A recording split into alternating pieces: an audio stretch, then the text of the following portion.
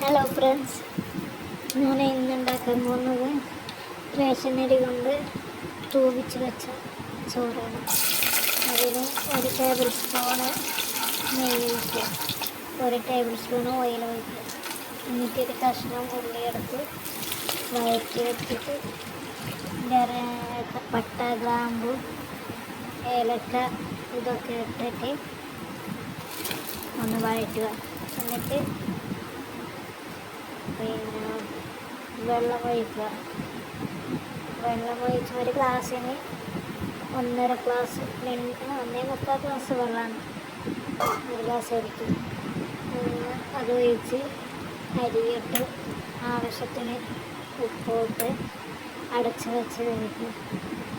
ഇടയ്ക്ക് തുറന്ന് നോക്കി ഒന്ന് ഇളക്കി കൊടുക്കണം, അല്ലെങ്കിൽ അടിക്ക് പിടിക്കും.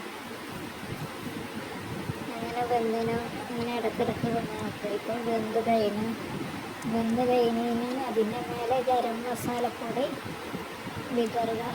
കുറച്ച് മല്ലിയിലയും വിതറി കൊടുക്കുക. നല്ല ടേസ്റ്റി ആയിട്ടുള്ള ചോറാണ്. എപ്പോഴും ഒരു വെറൈറ്റി ആയിട്ട് ഉണ്ടാക്കി നോക്കണേ.